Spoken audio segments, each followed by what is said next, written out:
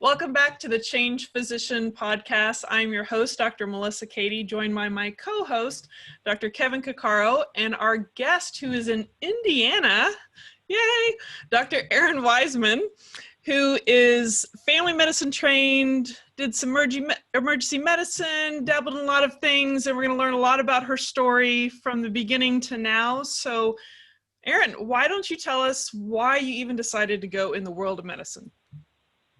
It's a really fun story. So I'm from the Midwest. I'm from Indiana originally. And I remember the Saturday that my dad bought a box of encyclopedias at an auction. And I was digging around in them and I was like, oh, what did he get for $1? And I found this set of 4 medical encyclopedias. And I I was probably 10 at the time. And that was what sparked that joy of medicine, of healthcare, digging through. It was my first sex talk, oh, that's what stuff looks like. It was all the different disease states. And it was actually when I was in junior high, my brother developed some belly pain and he was sick and laying on the couch and I go over to him and doing looking and pointing in the places, and I told my dad, I was like, I think Kurt's got appendicitis. And he was like, no. Well, 8 hours later, my brother was on the OR table with a ruptured appendix. And I was like, wow. Called it. And so that was kind of my first realization, wow, I can use my intellectual powers to really make a difference and help people. Whenever any kind of animal on the farm got hurt, I was all about it. I've been processing animals since I was a little kid. So those were my first anatomy lessons. And so to me, it just made a lot of sense. This was something that I excelled in. I enjoyed it. So why not do it? And so that was kind of my venturing into medicine. That is awesome. So you decide you just take the traditional path. You go into college, decide you're going to be pre-med and go that pathway. No, actually, no. I don't do anything traditional. Are you kidding me? So I went to college on an academic scholarship, but when I got there, I found a girl on orientation week who was playing volleyball, and I was like, listen, if you can get me a tryout for the volleyball team, I will trade you whatever you need to do. And she was like, done. You try out, you get in for volleyball, you got to go try out for cheerleading. Never done cheerleading in my life, but I was like, whatever. If she can get me a spot on a collegiate volleyball team, I will give her my right left toe. It's fine. It's fine. I made it. So I walked onto the volleyball team. I played collegiate volleyball. And yes, I did pay my end of the bargain and tried out for cheerleading, fully expecting not to make it. They didn't cut anybody that year. Also cheer. Oh my goodness. Collegiately. But no, I actually majored in biology because the college that I went to, my advisor at the time was like, don't go pre-med, get a degree in something that you could potentially use for other things. So I got a major in biology, a minor in chemistry. I sat for my MCATs as a junior and didn't like my score. So I sat for it again right before my senior year of college. And that was when some of the doubts started kind of creeping up. Do I really want to do medicine? Because it was that start of okay, yeah, you've been smart your whole life, but it's going to get challenging now. And so I actually looked and applied to a couple PhD programs at the time. But then when I did some soul searching and I really got into it, I was like, no, I think I want to do medicine. And then when I was doing my shadowing during college, I was like, what's the DO thing behind y'all's names? Are you really a doctor? I remember saying that, of course. And the physicians that I was shadowing with were like, yeah, absolutely we are. And we do some other cool things. And what I noticed in that office that I was shadowing in was DO smiled more. They related and touched to their patients more. And I was just like, there's just something a little bit different. And so being from Indiana, at the time there was only one medical school. It was IU, Indiana University. So I applied there, but then I applied everywhere else DO. And I went out for my interview in Kansas City, and I was like, take my money. This is where I want to be. It was such a fundamentally different interview than what I had had in my home state. Instead of the look to your right, look to your left, one of you is going to flunk out. It was all about community and all about like, no, we picked you. We want you to be here. Like, we want you to succeed. And that's why, honestly, I picked osteopathic medicine, because I was like, these are my people. And so that was kind of the route I went. I literally went on that interview, and then I was sold after that. And so went out to Kansas City, did my 2 years there. At the time, they had a rotation site in Evansville, Indiana, which is the big city close to home, the biggest city. That's where like Target is and Sam's. So, you know, it was close to home, and did my 3rd and 4th year rotations. At the time, it was still where, as an osteopathic student, I could sign outside of the match. And so it was an MD, an allopathic residency in Evansville. And so I signed outside and got into family medicine. And that's what started my residency journey at that point. Wow. So when you're in that, so, you know, you gravitated, you found your tribe, or at least you found the place that you felt like called you. But was there any point when you were in medical school and studying, or with rotations, that you're like, maybe this is more than I thought it was going to be? Or once you got in, it was like, this is it? Absolutely. There was definitely that awareness point of like, do I really want to keep doing this? And I think that's when my tenacity of like, just like putting my head down and getting things done really started to kick in. But there were points of like, this is going to be tough. This is going to be difficult. And in those 1st and 2nd years, you know, it was all the knowledge base rather than the clinical side. I mean, some clinical, but not a huge amount. But there were at points of like, and also you got to remember, like, I'm 8 hours away from home, and this is the first time like I've lived outside of the state and all of that. So it kind of came like that, like coming of age, like growing up point for me to be like this is my life. What do I want to do with it? Was a lot of the things that I grappled with. 3rd and 4th year, I think that's where I was still so fresh and new that the hidden curriculum, like the things that aren't the learning objectives when you go on rotations, those are the things that I was starting to like gather in. And knowing that I really wanted to stay close to home, those were messages that I started to take into my heart. So those were things like, be smart, but don't be too smart. Look nice, but don't look too nice as a female physician. And some of those other things like never be the first one to go home, or make sure you're always asking more questions, or, you know, you need to be reading up until like 10 or 11 p.m. and like forget about sleep. And, you know, you're not done until like the last patient is taken care of. Some of those, like, I'm going to say like pathological traits as a physician that then led me into burnout, I think started in those 3rd and 4th years, because I was trying to excel so much, because I wanted to be the quote unquote best doctor that I could be. I picked up on some more pathological traits than what I would have liked to see for myself now, looking hindsight. Yeah. Did you feel like, you know, I speak from personal experience and talking to others, did you feel like these pathological traits were affecting your personal life? 100%. Yeah. Like, I think that was part of what I call, what I had was like, I was building up layers. So like, if I wanted to be a good doctor, I had to look a certain way. I had to talk a certain way. I had to wear a certain type of shoe. I had to show up at a certain demeanor. And I think that's where I kind of started to try to fit myself in that round hole, even though now knowing I'm the square peg. Like I told you guys, like, I don't fit the traditional path. And so what was I trying to do to like shove myself into that? And so I totally accept full responsibility for that.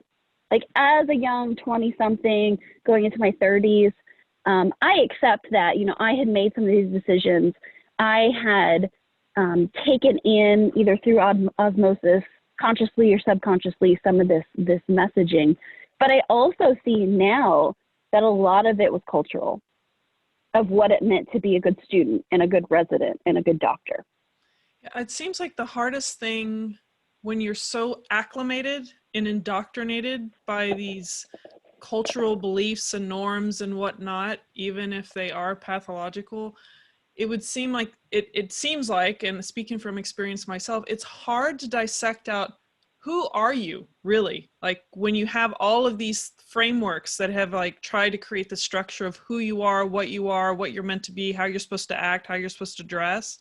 How did you work through that? I know we're kind of getting deep here, but I'm wondering how you worked through that. Like, how do you figure out who I really am when there's so much that makes you think that you're supposed to be that when it's really not what you created? So I definitely don't learn the first time that I get smacked up head by something. I don't learn the second. It takes like a number of what I call 2x4 moments before I finally get the message of like, oh, this is what's going on. So my husband and I we got pregnant when I was a fourth year medical student. We had our first baby within the first couple of months of residency. And at that point, what I interpreted and of course self-diagnosed myself with postpartum depression was actually more burnout. And so, you know, like I didn't want to go back to work, not because like I wanted to like stay home with my baby and be a stay-at-home mom and like throw my career away. I just didn't want to go back to work. But persevering through that, you know, I kept going. We had another baby within my third year. And again, like this time I was like, I'm prepared. I'm almost at the end. I can push through, that sort of thing. The next milestone was like getting my first big girl job and like collecting that paycheck and buying our house here in the country in Indiana. And when I was supposed to be at the top of the mountain, like celebrating all of these accomplishments, I felt like I was in the just deep gorge of burnout. And that's, at the time I couldn't even name it. All I know is I felt really empty. And when I wasn't empty, I felt angry and just downright just pissed. And so part of, I think, the uncovering for me was finally having enough 2x4 moments that the small voice in my heart said, not this. And I remember the reckoning that night sitting in my house where my two little boys are like watching Paw Patrol. It's a Sunday night, you know, Sunday dreads, getting ready to go into the office on Monday morning. And I remember just being like, not this. And then being like, then what the fuck? What is it? Yeah. And not knowing. And so doing what all of our patients, we tell them not to do, getting online, literally Googling, how do I change my CV to a resume? Because I'm the first doctor in my family. I mean, we're primarily blue collar, hard workers. Like I was looking around seeing other people like having fulfillment in their life. And I was like, well, maybe medicine was a total fuck up for me. It was a really big mistake, but maybe it was. So how do I change this? And so this timeline is about 2014. And so I was like, then what do I do? Like, how do I change this? How do I reveal? Because at that point, who was I without the white coat? I didn't know. I didn't want to go to therapy. I was like, I'm not depressed. I know I'm not depressed. I know it's something more and deeper. I'm not a quiet person either. So I was talking to my med school best friends, my residency buddies, other people that I had worked with. I mean, I was on the internet, for God's sake, like looking for help. And what I found was just like so many other people, like you guys have mentioned before in past episodes, like just complaining about like, why did I do this? And like grouching, but no one really seemed to have like solutions. So I started looking at like non-clinical, but I was like, I'm in the middle of nowhere. Like I'm going to have to move my family if I want to do some of these opportunities. I didn't really want to jump into pharma or like medical writing. I did not know. I literally told my husband, I will go work at a grocery store and check out groceries if that's what we have to do, but not this. I can't do this anymore. And I remember him asking like, what's so bad about it, Errin? Like it's family medicine, like sneezes and diabetes. But I was like, you don't understand. There's like so much more to it than that. And so realizing that not really anybody could relate to me, I'm the only female physician in my whole county here in Indiana. So it's not like I could just go next door and talk to a neighbor who understood. I found a physician coach because I was like, you know what? I'm not crazy. I don't think I'm broken. I don't know where to go. So let's try this coaching thing. And started working with her. And it was through that process, Melissa, that I reconnected with who I really was.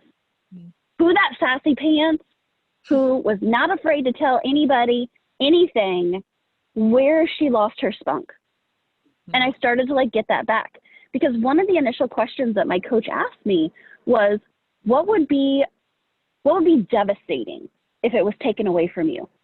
And I didn't say my kids. I didn't say my husband. I didn't say my friends. I said my medical license. And when that came out of my mouth, I was like, really? Really, Errin? Like, that's the most important thing to you? And so then I knew I needed to, like, do a realignment and to, like, figure things out. So at the point, you know, I was like, okay, I promised my husband I would give him 6 months. Like, I wouldn't just quit right then and there. Started working with a coach. And what I realized is that there was a lot of external adaptations I needed to make, but there was also some like internal permissions that I needed to give myself that I had totally like locked down and threw in the closet and like was not going to deal with those. But through the coaching relationship, I was able to work through those. Externally, I changed my practice structure. I went from a full-time to more of a part-time position. And during those days off, it felt like coming up from the deep end of the pool where I could just like breathe and then knowing the next day I was going to have to take that big breath and like go back down underneath all the pressure, but it made it sustainable at that point. And so then where my journey went was figuring out like, okay, not this, what do I want? What do I not want? And what will I no longer tolerate in my life? And then how do I curate that? And that was a really interesting portion of coaching. But what I needed is I needed to give myself that like open space to be creative and to like figure out those answers again. Because medicine, we get set on the railroad tracks and it's like stop one, station one, med school, boom, residency, fellowship, boom, attending job, boom. But really in the real life, it's more like walking in the woods and just like finding a trail and seeing where it goes. And that you have the freedom to get off the railroad tracks and to just go around in the trail. And so that was the fun part and the interesting and the totally scary part of like giving myself time to like breathe and think and figure it out. That was awesome. Yeah, it makes me kind of want to delve into a little bit more though, is because do you think that when your burnout sort of surfaced, and it sounds in a lot of ways is like it happens to a lot of people, is you were in the throes of it before you really were aware that that was what occurring, where you're you know, you said getting angry and not knowing why, or there's this, you're kind of flailing around. And then at that point, maybe, oh, there's something wrong. But I'm just kind of curious because you mentioned the external and you mentioned the internal. Well, we know that there's all these external demands placed on a medical system. I don't think there's a physician out there that thinks this is an ideal system or is designed the right way. But but how did you end up finding that balance between that external and the internal that became happy for you, or you know, identifying the things that because there's certain things you can't control in medicine, but there are certain things that you can control. So how did you find that balance? One, so I think it's rectifying what do you truly have control of. Too many times we give our power away. Like, oh, it's the administration who makes that decision, or, oh, no, I can't take a lunch break because the front desk booked me, or, you know, some of those kind of things. So like really getting in the nitty gritty to be like, you have more control than what you think. Because newsflash, there's actually like no rules. I mean, there's laws. We have to follow the laws. But when it comes down to some things, like, no, like there's exceptions to rules. And it's okay to ask for that. So I think getting really, really super clear about like, what is it that I can control in the situation? And if there's things that I can't control, how long can I tolerate this? Or for what level can I tolerate that? And that's what came to me is, in my situation, making the changes that I could, advocating hard. My organization was not willing to renegotiate a contract that I had just signed literally 8 weeks before, that I wanted to change and say, this is not working for me. But really learning my power and having people behind me to say, you're not wrong. Like, you can ask for change. That's totally acceptable. And then also like realizing your power, you always have the power to walk away. Now, are there going to be consequences? Sure, there's consequences with any decision, but you always have the power to walk away. And I remember my coach telling me that because I felt so stuck and so trapped. She was like, you can always walk away. And I'm like, no, I can't. I signed this contract for 3 years. Like, I have a 3-year commitment. And she's like, you can always walk away. and reminding yourself of that. And so I think that's like the external view, like really getting granular about your locus of control, knowing you can always walk away, and then realizing what are you tolerating? What's the bullshit in your life that you're tolerating? And is that your bullshit? And if it's not, then coming up with high quality solutions for which to change that. The second thing is, and we may have little visitors in a minute. The second thing, No problem. hashtag real life, it is what it is. So the second thing that I wanted to get to was those internal factors. And I think it was really understanding perfectionism and imposter syndrome. So there's a lot of literature that's coming out about perfectionists. And newsflash, if you're in medicine, you're a perfectionist. And the thing is, you can either be an adaptive perfectionist and use it as your superpower, or you can be a maladaptive perfectionist and let it continue to burn you out. And so recognizing that that's my superpower. That's one of my superpowers, that I can use this for greater good, or I can let this continue to eat away with me, was a super important thing for me. And so leaning into tendencies, and instead of always judging myself, like, oh, I'm wrong to feel this way, or other people will think bad of me if I express myself in this way. And understanding that that's part of imposter syndrome, like that, oh, I'm not good enough because I'm not like everyone else, or I don't belong at the table because thinking X, Y, and Z is better than me or have more education. I remember even thinking as a student, like, I'm a DO, so I may not have like as much knowledge as like my MD counterparts. And then stepping back and realizing, like, no, like actually I may comprehend some topics a little bit better because I just didn't memorize them for like the test answers, but I actually like know the education. And so I think those are the two of the biggest things that helped me with my internal compass. And then, like I mentioned before, like giving myself permission to try and maybe fall flat on my face and not be a complete and total success like I had been my entire life, just to see. Because, you know, like for our drive for success, for wanting to be the best, to excel, is really, really a positive superpower, again, talking about it. I mean, that's what drives us to greatness. That's what helps us really become excellent physicians. But when does it turn and become our kryptonite? Well, for me, when that internal voice, what I call her the mean girl, when the mean girl started being the loudest voice in the choir, when that was all, instead of like, hey, yeah, this is hard. A lot of people, everyone would find this is a difficult situation. The mean girl screaming like, you're a dummy, like you should know this.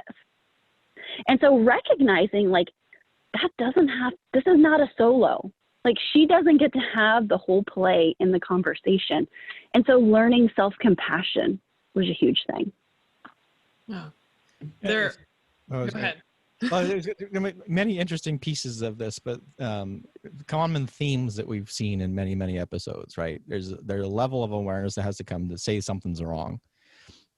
Reiterating the fact that you always have a choice. Like that one, right, for me, I just wanted to like shout. May have not looked like I was going to do it, but I really wanted to, because it's too often as physicians, oh, I can't. Like, well, really, why can't you? We live in a free country. It may not be the greatest decision in the world, but you have a choice. If you hate where you are, you have a choice. And just recognizing and appreciating the fact that you have that choice provides a degree of power that I think that we voluntarily either not, knowingly or unknowingly give away too often, where we say we just don't have this choice anymore, or refuse to even accept that there's a possible chance choice. So I just absolutely love that. But with this, when you're looking at kind of where you're going in your practice now, how then actually, in the second part about this is you mentioned kind of Googling, and it made me kind of wonder. We tend to poo-poo the internet and say all this stuff about, well, social media is bad or whatever. But the other advantage of it that we forget to recognize is what if you didn't have the internet and you didn't have that resource, right? So I'm looking at you and I'm thinking, well, you said, I'm the only female physician in my county. And I'm like, well, if you didn't have the internet to start Googling and finding people to connect with in some way, what do you think your support system would have been? Was your male colleague supportive of you, or did you find that you had to look outside them and maybe get a different perspective? Because as much as I think it's been very, brought to attention this particular year, is people who are like you have a tendency to be able to understand you better. And a lot of times if we're not exposed to people of different genders, different ethnicities, different races, etc., sometimes you may not find the support that you are looking for. So I'm just kind of curious what your experience is there, being the only female physician in one county, and then how did you leverage the internet, or was it even important? The internet was huge. It's where I found community. Absolutely. My male partners, though they are great humans, they were dismal when it came to support. They didn't understand. And I almost felt like when I talked to them, it was like the pep talk for the game. Like, that a girl, go back in. You'll be all right. I just want to look at him and be like, fuck you. Like, I'm trying as hard as I can. It's like my fourth grader or my 4-year-old, when she plays soccer, and by about the second half, she's like, I'm done, Mom. Pull me out. I'm tired. I needed somebody to pull me out. I needed somebody to say, yeah, it's really hard. Let's take a break. Because at that time I couldn't even give the permission to myself. Mm-hmm. And so again, they're great guys. And I remember talking to one of them when I had made the decision, I'm either going part-time or I'm quitting. That's what it is. I had to say those words. And sometimes you do have to say those words to the people that you work with, because they don't understand the direness of the situation. And my one partner was like, okay, yep, all right, whatever, Weisman. And the other one, he said, Errin, me too. There's always going to be one more patient. He said, the longer you stay in this, the harder it is to leave. I'm really proud of you. And I really keep to those words now, that sitting in his office, me saying I can't do this, was kind of at least some flickers of understanding and recognition with what was going on. It really was the internet. It was finding community among other people who got me, who said, yeah, me too. That's how I feel too. I'm sorry, but medicine as a physician in my area of the world was made for men with full-time, who work full-time and their wives stay home. Mm-hmm. And so I needed those examples in my life to be like, you're not a failure if you work differently than a full FTE. You're not broken because you're having these emotions and these feelings that are coming up and you don't know how to deal with it. And you're going to be okay. And you don't have to do this alone. And honestly, that's what I found. And it was in pockets, and it wasn't exactly the hashtag potty mouth moms that I needed to be. So what I realized through all of my coaching in this is I needed to form that community. I needed to be the resource for those type of people. And so that's what I started doing. After being coach, I realized I needed to become a coach. After going through this coaching experience and realizing how transformational it was for me, utterly life-changing, I looked around and I was like, so where's all the female physician mom coaches? Because we needed this shit about 5 years ago. And that's where I was like, there's nobody doing this. I saw a lot of coaches who were in career or mid-career. I saw people in the life coaching world who were doing great things, but they weren't doctors. So I was like, maybe there's space for me. And so started my business, first started coaching friends, nurses, colleagues, family, that sort of thing. But it really kind of hit it big when I wrote a KevinMD article, 2016, 2017. That was entitled, of course, now I forget the title. I'll find it. Yeah. Maybe it was Quitting Medicine Saved My Life, something along those lines. And anyway, and I got this outpouring of so many other people who were like, I get it. Right here, same here. And people actually started contacting me to coach them. And I was like, wow. And then that snowballed more, and more people are like, coming back to me and like, Errin, this is really changing my life. And I was like, yeah, it changed my life. So I want to like pass it on. And it's just gotten bigger and bigger. I started a podcast in 2018 called Dr. Me First because I just wanted to talk to my people more, talk to other female physicians. And so that's exactly what we do is we just have authentic conversations about one word I make everybody pick to talk about. And, you know, through the last 5 years of coaching now, I've really realized like my niche where I stand out in the market, in the world, is to be like that blazing example, to be like, are you burned out? Are you so crispy that you like are black around the edges? Because you don't have to do this alone. Are you ready to like get back to that badass that you are? Like, come join me. Let me like show you I'm only like 5 or 10 steps ahead of you. Like, come on. And so that's where Burnt Out to Badass was born. And it's just been such a fun community, helping other people to just embrace that. They're like, you are a badass. You're a total fucking badass. And like somewhere along the way, all the layers like squish that, but come on over here. Like we're going to rip all of that off and we're going to really help you embrace that because that is your purpose in the world. And guess what? Medicine can help you do that. You can be a total badass in medicine. We need badasses in medicine, but you cannot be a badass if you stay in your crispy state. So let's get you healthier. Let's see what that's going to take. Maybe it's entrepreneurship. Maybe it's a job change. Maybe it's just like cleaning up the job that you're in right now. But all of that is possible. So speaking of all of this you do, what is, so that people listening have an understanding what your day-to-day life is like, how would you describe it to people? Now? Mm-hmm. So fun. So fun. What's it consist of? I'm totally eclectic. Totally like, there's no way I should have ever expected myself that I was going to go to the same office every single week for the next 30 years of my life. Like, that's just not who I am. Like, I like to change up different types of coffee every single morning. So why would I think that, like, that was all that I was going to do for my life?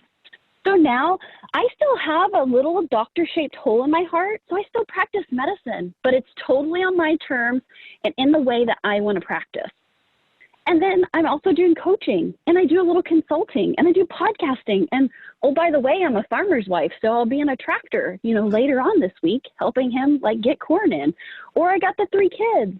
And so I think it was really about like embracing, like, this is me. This is me. So stop trying to fit myself in a hole that isn't me. And instead, like, let's just stand out and be like, this is it. Love it or leave it. And the great thing is I had a super supportive spouse this whole way. When I like started telling him like these revelations of like, you know, I really don't like to be complacent. He's like, oh, no, you don't. And then I remember being like, you know, I really don't like staying put in one place. And he was like, no, you never do. He was like, that's why you picked family medicine, so that you could go into like a well baby check and then like, you know, COPD, or then run to the nursing home and take care of something. He's like, Errin, it just makes sense. And so I just tell people like, that is so important, having your like circle of trust of people when you're confused about what's going on, to be like, who am I? Who am I in your eyes? And now he's like, Errin, I wouldn't have married you if you weren't a total badass. And I was like, why did I forget that? Why did I do that? And so life is really fun right now. I'll be perfectly honest. I could have stayed in medicine. I could have made a shit ton more money. But you know what? Like, I'm just learning that happiness and fulfillment and joy brings so much more to my life. So much more. That was so well stated. And I have to add on to that, because I do think people, and particularly we see this in physicians so often, as they pigeonhole themselves. They start making, they lose their choice because they start living to what other people's expectations, or what they think they perceive those expectations are. Like, you go into your practice, you work super hard all the time, you retire when you're 30, and you have however much money you want. But I always kind of remember when I was in fellowship, and I remember seeing a doctor. I'll never, ever forget this encounter that we had. It was a pediatrician. He had to practice his wife, and they worked really, really hard. Like really, really hard. And granted, they probably made an absolute difference in the community. They're a mixed race couple in an area in Michigan that probably didn't have a lot of mixed race couples. So they're kind of trailblazing and providing fantastic medical care, but they worked hard. They were on call every other day. When he was on call one day, his wife was on call the next day. And then just before they were going to retire, so after 30 something years of doing this, and they're like, doing the grind, and now they get to do what they want to do, he was diagnosed with small cell lung cancer. And I just always kind of think about that, because we're looking at medicine, and there's always, you don't see it as much maybe it's just the right way the internet is, but we see people being more and more aware of, why don't you practice to the way that you want to practice? If you want to work part-time, that's okay. If you want to have a small type of direct primary care practice, that's okay. If you want to do physician coaching, because I guarantee, like you were leading on to, no one else has your experiences. No one else can connect with a physician in burnout as well as you can, because you're a physician and you understand the process that they went to. And so I just love that your story is just demonstrating the fact that if you can identify what's important to you, and you start identifying who you are, you can make those changes if you have the courage to kind of step out of that role that other people typically assign. Because the other thing is, there seems to be a multiple of people who want to tell you what you're supposed to do with your life. And especially in medicine, we got the healthcare administrators, we got, whatever, the New York Times, this, that, and the other thing is saying, well, they should do this, they should do that. So I just absolutely applaud your story, and thank you so much for telling me. And what I say too with the courage, it's 3 C's. You left us on the edge of our seats, though. You have to do the 3 C's again. Okay. The 3 C's. It is clarity, courage, and confidence. Okay. There we go. Yeah. That's a good one. Well, I was just thinking about, there's so many topics we hit, and we hit on, self-compassion and awareness. And this theme kept coming up in my mind about boundaries, and how the boundaries that we have, we basically have just taken it all, like almost like a people pleaser, in the sense that you just keep letting the system pummel you, and you never set any boundaries with others. And it seems to be like the opposite within ourselves, that we create so many boundaries on ourselves, yet we should have a more free exploration, like you said, exploring in, the forest, or going on a hike, or just allowing yourself to experience yourself and know what you like, or which direction you might like to change into. And so I just wanted to kind of bring up that idea of there's so much of what you said that's so true, that we need to put boundaries on this world that keeps taking advantage of our niceness, our pleasing tendencies, and our willingness to help everyone and anyone, and open up and break down the boundaries within ourselves to explore who we are. And when we flip that script, just like this, I've never even thought about it in this way, other than boundaries on others, but there's a script we have to flip within ourselves, and not just on the external world. So thank you for the conversation, because, even for me, I feel like it kind of put things in a slightly different perspective. Yeah. I talk about boundaries because, I'm a good farm girl. It's not just about putting fence posts up to keep the coyotes out or the crazy neighbor. It's also about keeping the good stuff in, what we want in our lives. And so I think that's really important. Kind of what you recognized about like those internal boundaries. I always call it the invisible rule book. Like, we know all the rules, but we forget to share it with everybody else. But we penalize ourselves, and nobody knows that we're like playing this game. And so it's like really getting into your invisible rule book. And a lot of times that's the shoulds, the should nots, can'ts. And whenever you hear those words coming up, being like, whoa, is that a real rule? Or is this like one of those invisible rule books rules? Yeah. And then recognizing that and being like, but I can rewrite those. And that's the fun part, creating. Yeah, creating, and just seeing. Like, somebody asks you to do something, and you say, no. It's a complete sentence. You don't have to say anything. Just, no. And just too many times we're going to be like, oh, I wish I can, but my kid's got this thing, or it's my 25th year wedding anniversary. No, it's no. And if they're uncomfortable with it, or they got to go ask another person, or they got to like figure out their own shit, that's on them. But you got to remember, set those posts, because it's not just about keeping things out, but it's like, What do you want in your life? So I run a weekly group call, and this past week we were talking about doing a time study on ourselves. You know, anybody who's like been in an office flow or OR, like, you know, you have to do time studies. Like, where does the day go? And so I make them do a personal time study. Like, where does your time go? And then looking at it and really assessing and being like, are the things that I say are most important and essential in my life in there? Or am I tucking them around the edges, on the fringes? And getting really honest with yourself and being like, is this what I really want? Because if that's what you really want, go with God.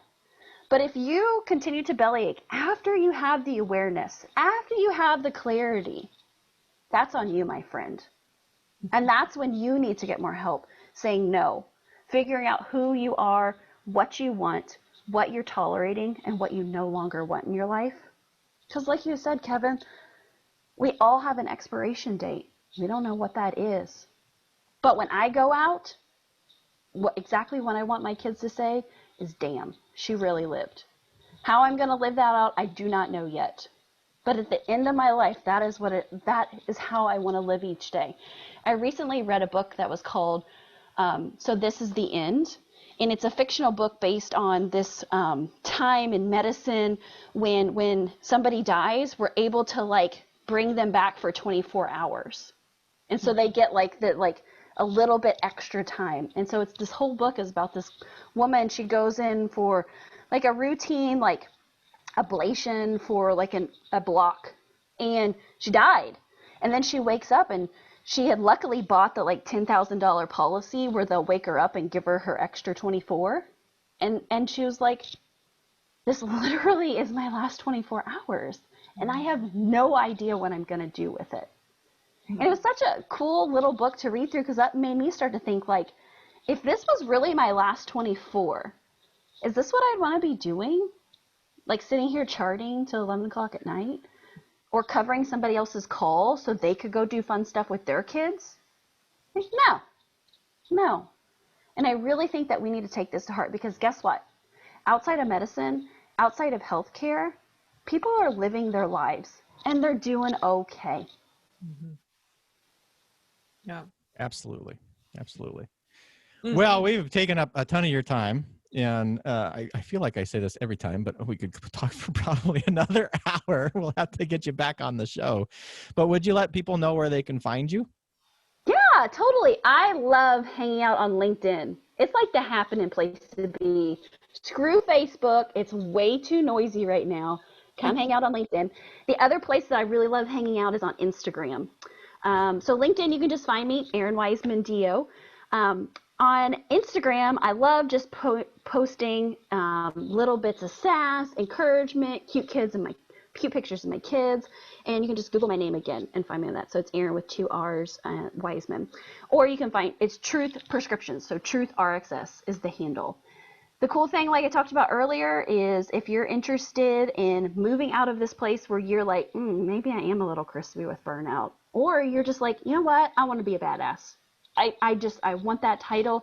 Come hang out with me on my website, Burnt Out to Badass. There's a new podcast coming out soon, and actually a book. So it's going to be the whole memoir of Errin Weisman, where you get to get in with the nitty gritty with me and see what my journey was from that place of burnout to total badassery. Awesome. Yeah. Well, thank you again for joining us on the Change Physician podcast. Absolute pleasure to talk with you, to hear your journey. And there are many, many takeaways for the listeners to get out of this. If you are in a spot where perhaps you're snapping and angry and crispy on the edges, hopefully not black to your soul yet, but we'll try to stop that from happening. And, again, thank you so much for coming on the show today, Errin. And for everybody else out there, thank you for listening to or watching us on The Change Physician. And make sure you join the community at thechangephysician.com, and we will see you in the next episode. Take care.